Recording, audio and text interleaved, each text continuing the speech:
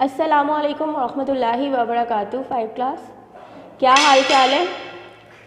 ठीक है बेटा, कल हमने यूनिट नंबर 6 जो है उसके शॉर्ट क्वेश्चन आंसर्स किए थे और आज हम इसके रिमेनिंग क्वेश्चन आंसर्स करेंगे।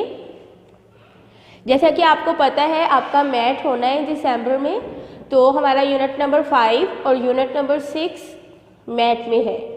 ठीक है, तो इनकी आपने प्रिपरेशन अच्छे से कर लेनी है। यूनिट नंबर 5 में आपको पहले रिवाइज़ करवा चुकी हूँ। यूनिट नंबर 6 हमारा रिवाइज़ नहीं हुआ था, इसलिए एक दफ़ा दोबारा से रिवाइज़ करवाया गया है। जिन बच्चों के पास क्वेश्चन आंसर्स में कोई प्रॉब्लम है, अगर किसी के पास नहीं है एब्सेंट होने की वजह से, तो वो बच्चे अपना वर्क कंप्लीट कर लें, क्योंकि आपका मैट होगा तो जिसमें आपकी प्रिपरेशन बहुत ज़्यादा ज़रूरी है। और जितना ज़्यादा आप रिवाइज़ करेंगे आपके लिए उतना ही अच्छा होता है। रिवीजन करने से आपको ये फ़ायदा हो जाता है कि आपकी प्रिपरेशन बहुत ज़्यादा अच्छी हो जाती है। ठीक है, तो अब हम अपने नेक्स्ट क्वेश्चंस की तरफ आते हैं। मैंने आपके सामने वाइट बोर्ड रेडी किया हुआ है। आपको जैसे कि पता है आज डेट दिसंबर 3 और डे हमारा थर्सडे है। ठीक है, और आपने नोटबुक्स के ऊपर आपको पता है कि आप रेडी किस तरह से करते हैं। मैं यूनिट का नेम आपके सामने राइट कर रही हूँ। यूनिट का नेम है प्रॉपर्टीज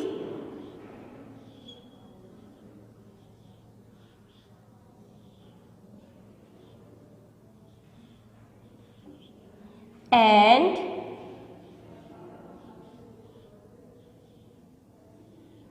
बिहेवियर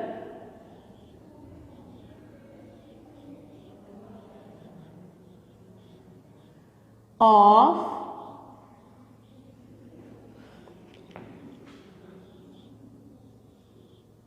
light।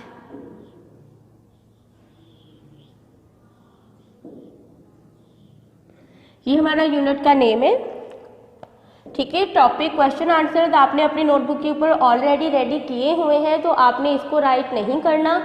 ये मैंने जस्ट आपके लिए रेडी किया है कि आपको पता चल जाए। आज हमारा जो रिमेनिंग शॉर्ट क्वेश्चन नंबर 3 रहता है उसको हमने करना है। तो शॉर्ट क्वेश्चन राइट किए हुए हैं, उसके बाद क्वेश्चन नंबर 3, ये आपका शॉर्ट क्वेश्चन नंबर 3 है जो मैं आपको आज राइट करवाने लगी हूँ। तो बेटा अपनी नोटबुक्स खोल लें, डेट एंड डे आपने नीट राइट कर लेनी है और उसके बाद हम दोबारा से करेंगे इसको राइट। ठीक है, पेज नंबर 79 पे क्वेश्चन है आपके क्वेश्चन आंसर्स। तो मैं शॉर्ट क्वेश्चन नंबर 3 यहाँ पे राइट कर रही हूँ। Y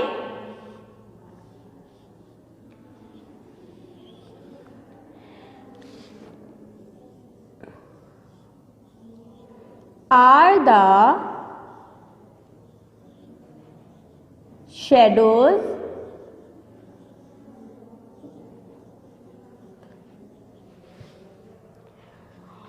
of the objects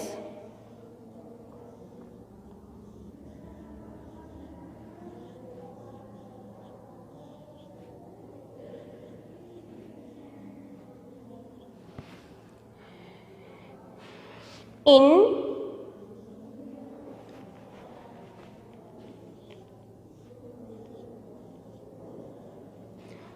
open place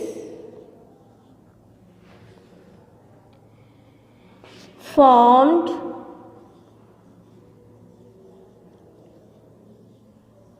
in different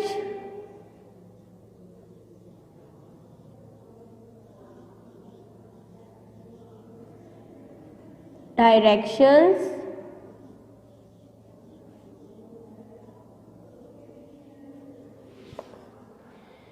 at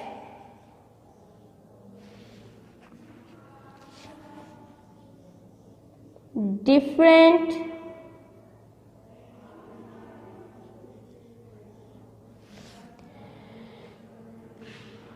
time।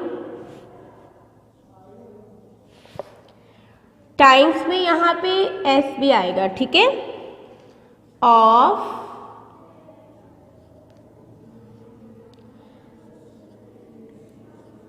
The day. तो ये आपका शॉर्ट क्वेश्चन नंबर 3 है, जिसमें उन्होंने आपसे क्वेश्चन किया है कि जो हमारे शेडोज हैं ऑब्जेक्ट्स के, किसी भी ऑब्जेक्ट का शेडो जब ओपन एरिया में बनता है, ओपन एरिया मीन के खुले एरियाज में जितने भी बनता है, वो डिफरेंट डायरेक्शन में क्यों होता है at the different time of the day, के वक्त के मुख्तलिफ दिन के मुख्तलिफ औकात में। तो ये आपको पता है कि किस बेस पे ऐसा हो रहा होता है। आंसर, आपको क्वेश्चन आंसर्स का पैटर्न पता है, जैसा कि हम एक लाइन पे क्वेश्चन लिखते हैं और फिर लाइन आंसर जो है वो आपने लाइन के सेंटर में राइट करना होता है और उसके बाद हम राइट करेंगे। तो इसका आंसर मैं राइट करने लगी हूँ। Eight different times of the day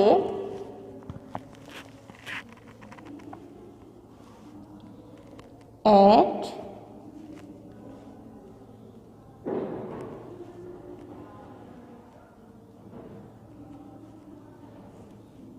different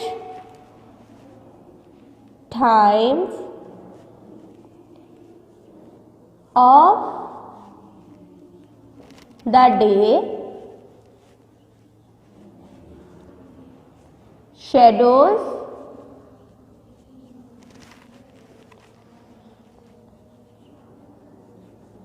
will be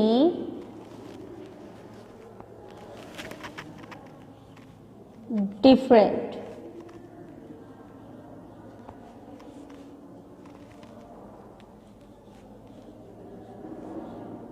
due to change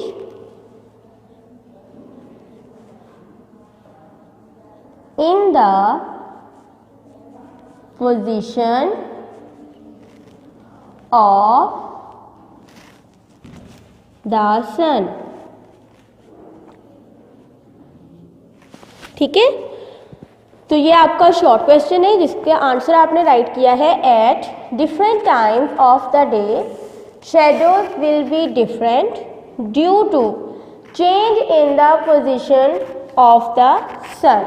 कि सन पोजीशन जब चेंज होती है तो उस स्पेस पे आपका शेडो जो फॉर्म हो रहे होते हैं at the different time of the day वो चेंज होती है। ठीक है, तो अब हम अपने लॉन्ग क्वेश्चंस की तरफ आते हैं। लॉन्ग क्वेश्चंस की जो हेडिंग आपने देनी है वो आप बोर्ड किसी भी मार्कर से दे सकते हैं, आपको पता है पैटर्न। तो पहले आपने लॉन्ग क्वेश्चंस की हेडिंग देनी है। हमारे आज का जो यूनिट है इसके 3 लॉन्ग क्वेश्चंस हैं। तो मैं सबसे पहले क्वेश्चन नंबर 1 यहाँ पे राइट कर रही हूँ। जब आपको ये भी पता है कि जब हम लॉन्ग क्वेश्चन या शॉर्ट क्वेश्चन राइट करते हैं तो उनकी नंबरिंग हम 1 से ही स्टार्ट करते हैं, कि आपको पता हो इस यूनिट के कितने शॉर्ट क्वेश्चन हैं और कितने लॉन्ग हैं। तो लॉन्ग क्वेश्चन नंबर 1 मैं यहाँ पे राइट कर रही हूँ। हाँ जी, तो इसका फर्स्ट लॉन्ग क्वेश्चन है what is shadow.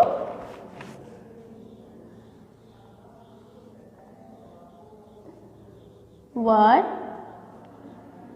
is shadow?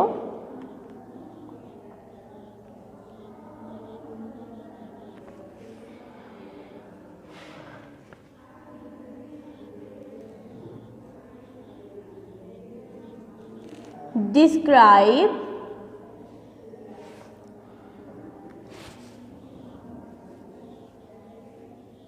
the location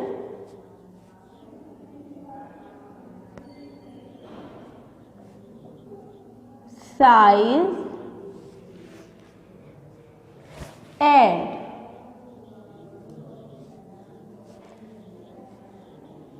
shape of the shadow। अब इस लॉन्ग क्वेश्चन में आपने उनको जो जो चीज़ें बतानी है उन्होंने वो आपसे पूछेंगे। यहाँ पे हम फुल स्टॉप ही लगाएंगे क्योंकि उन्होंने आपसे डिस्क्राइब का कहा है। What is shadow, describe the location size and shape of the shadow. तो यहाँ पे मैं सबसे पहले जिस सीक्वेंस से उन्होंने आपसे पूछा है आपने सेम उसी सीक्वेंस से उनको 1 बाय 1 सब चीज़ें बतानी है। ठीक है, तो व्हाट इज शेडो। अब मैं पहले यहाँ पे शेडो की हेडिंग दे रही हूँ। पहले हम शेडो की डेफिनेशन राइट करेंगे कि शेडो बेसिकली क्या चीज़ है। Shadow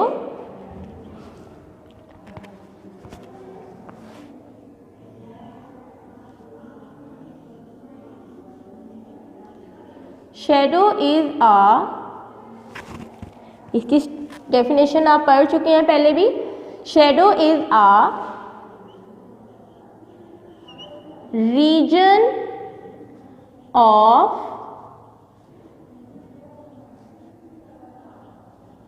darkness behind an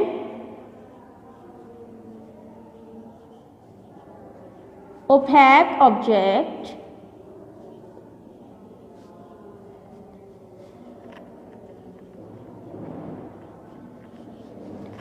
facing the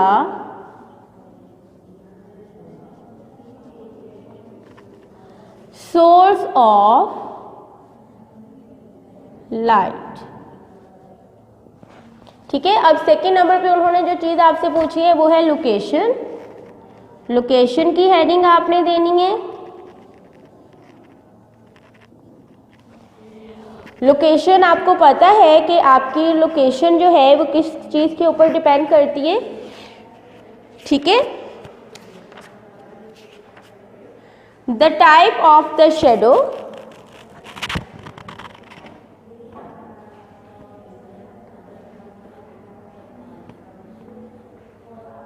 the type of the shadow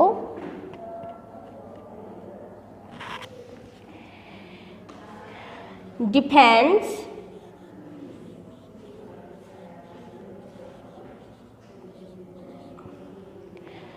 on the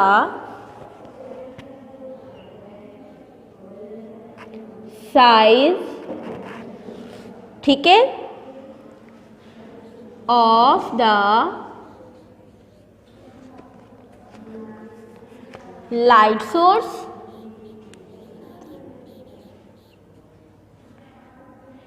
shape and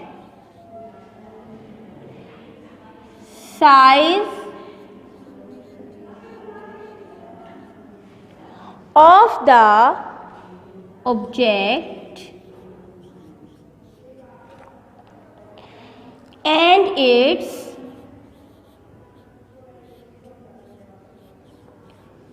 position from the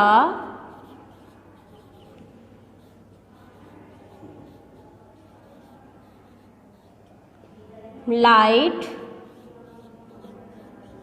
source. ठीक है। तो आपको पता है कि लोकेशन किस चीज़ पर डिपेंड करेगी कि लाइट सोर्स जो है उस कहाँ से आ रही है, उस बेस पे उसका जो शेडो फॉर्म होता है, लोकेशन आपकी उसी बेस पे बनती है कि लाइट सोर्स आपका आ कहाँ से रहा है। तो अब हमने इसका क्या पॉइंट डिस्कस करना है, साइज़। तो आप लोग उतनी देर शेडो और लोकेशन राइट कर रहे हैं। ठीक है। आपने मेरे साथ साथ आई होप के राइट कर लिया होगा। तो अब हम अपने नेक्स्ट पॉइंट की तरफ आते हैं, साइज़ की तरफ। ठीक है। साइज़ आपने अब राइट करना है। आपको पता है कि शेडो का जो साइज़ है वो किस तरह से आप डिपेंड करता है। ठीक है। तो साइज़ की हेडिंग दें, size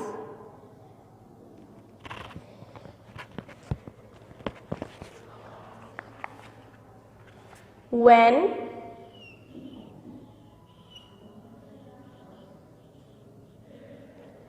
a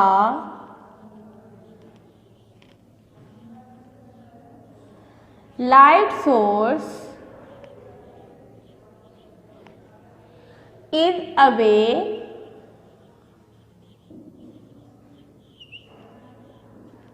from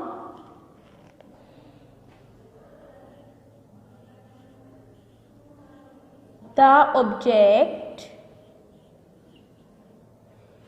the shadow formed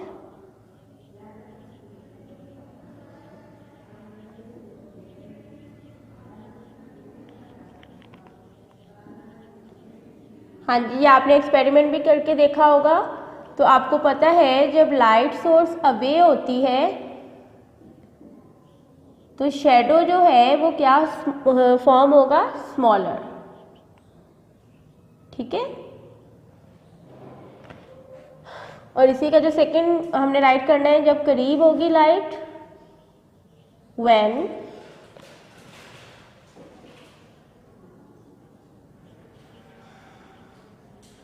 a light source is closer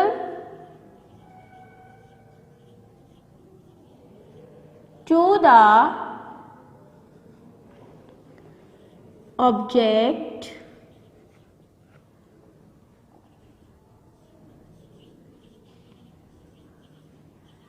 the shadow formed बिगर। ठीक है, तो अब हमारा जो लास्ट चीज उन्होंने आपसे पूछी है वो है शेप। शेप को डिस्क्राइब करते हैं। आपको पता है शेडो की जो शेप है वो किस चीज के साथ में किससे मिलती जुलती होती है? The shadow resembles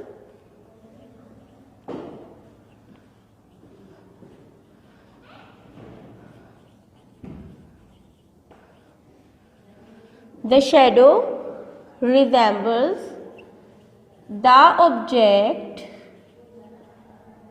in shape।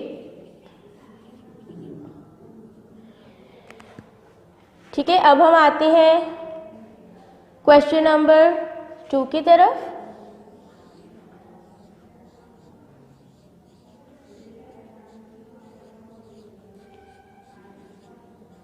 Question number 2 is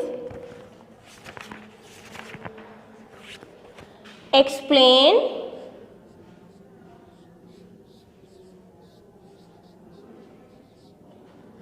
solar and lunar eclipse।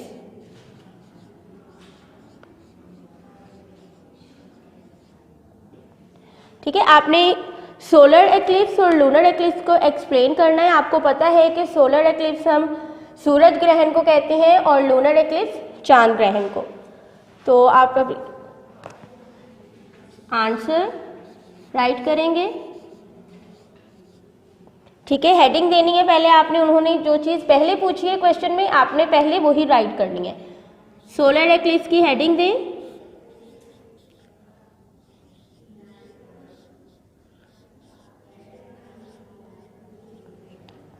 आपको पता है कि सोलर एक्लिप्स जो है वो क्या है? When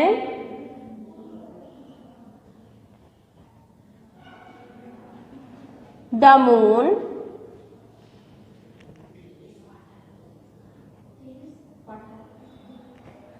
comes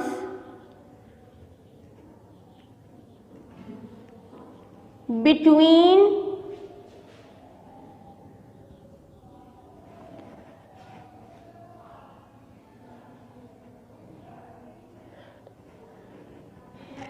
the sun and the earth।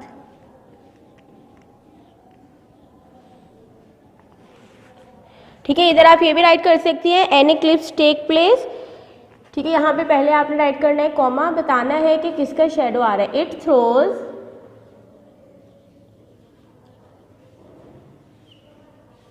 It's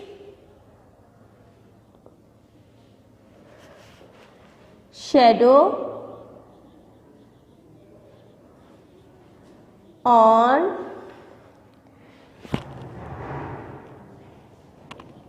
the earth. ठीक है, which result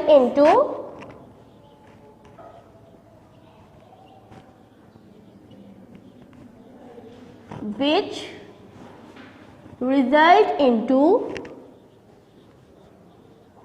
solar eclipse.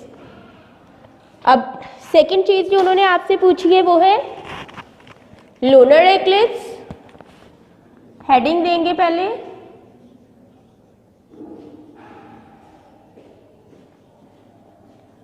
Lunar eclipse when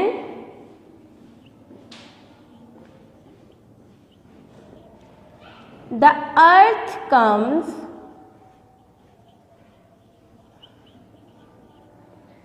between the sun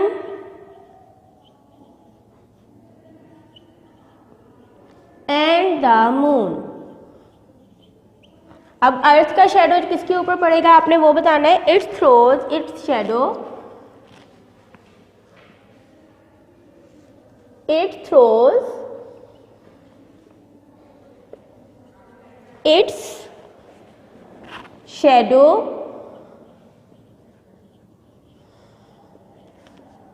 on the moon which result into lunar eclipse। ठीक है, तो ये solar eclipse and lunar eclipse आपके सामने right किया हुआ है।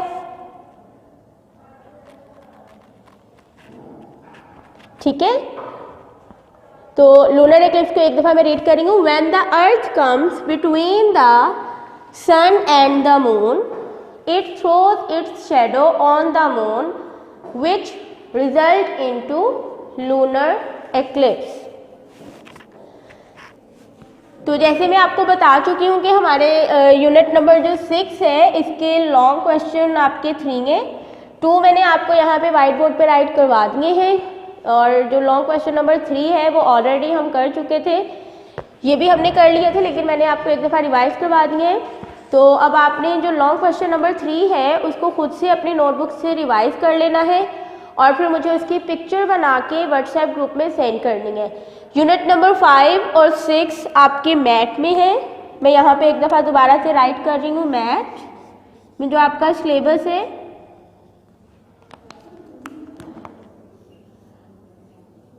यूनिट 5 एंड 6, तो इसकी आपने प्रैक्टिस अच्छे से करनी है दोनों की और मुझे पिक्चर जैसे जैसे आपको बताया जाएगा वैसे ही आपने इनकी रिवीजन करनी है और वर्क करके व्हाट्सएप ग्रुप में सेंड करना है। लॉन्ग क्वेश्चन नंबर 2 तक मैंने आपको करवाया है। लॉन्ग क्वेश्चन नंबर 3 आपने खुद से राइट करना है, आपको पहले भी करवाया हुआ है। रफ नोटबुक पे राइट करके आपने प्रैक्टिस करके बतानी है। ठीक है, ओके बेटा, इंशाल्लाह दोबारा मुलाकात होगी। अल्लाह हाफिज़।